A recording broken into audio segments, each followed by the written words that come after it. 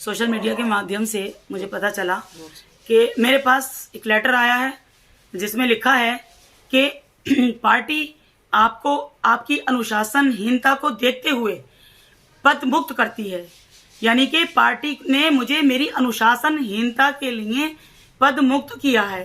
समझने की बात इसमें यह है कि राष्ट्र हित की बात करना, सभी समुदायों की बात करना, पूरे देश की बात करना, सच और इंसाफ की बात करना, मुसलमानों के साथ साथ हिंदुओं की बात करना, उनके धर्म का सम्मान करना, उनकी धार्मिक भावनाओं की, उनकी आस्थाओं का सम्मान करते हुए इस देश की बात करना, अब क्या ये अनुशासनहीनता कब से होने लगा?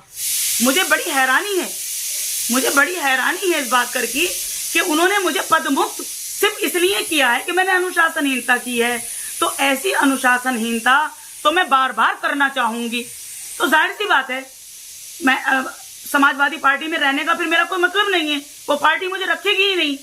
आज पद से निकाला है, कल मुझे पार्टी से निकालेगी। तो ऐसी पार्टी में तो मैं खुद नहीं रहना चाहती, जहां मैं सच नहीं बोल सकती, जहां मैं अपने हिंदू भाइयों की बात नहीं कर सकती, जहां मैं इस देश की बात नहीं कर सकती, जहां मैं राष्ट्रहित की बात नहीं कर सकती।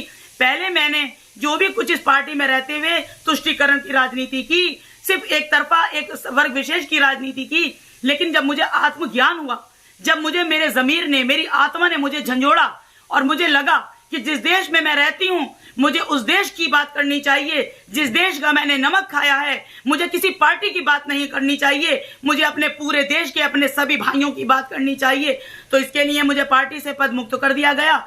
अरे सबसे बड़ी बात तो यह है कि जिस पार्टी के अंदर पार्टी की अपनी बहू का सम्मान ना हो सका, अपर्णा यादव का सम्मान ना हो सका, वो पार्टी मेरा क्या सम्मान करेगी? तो ऐसी पार्टी को, ऐसी उन्होंने मुझे पद मुक्त किया है, लेकिन मैं ऐसी पार्टी की प्राथमिक सदस्यता से और अपना हर ताल्लुक तोड़ती हूं, प्राथमिक सदस्यता से इस्तीफा देती हूं।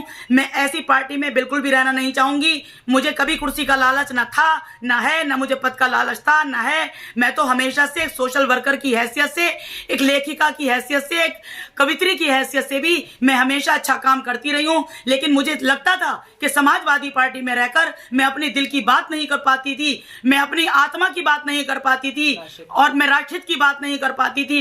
इसका मुझे बहुत समय से अफसोस हो रहा था। लेकिन जब मैंने पार्टी के पदों का लालच न करते हुए अपने दिल की बात मानते हुए सच बोला, तो मुझे उसकी सजा मिल गई। ये सजा नहीं है,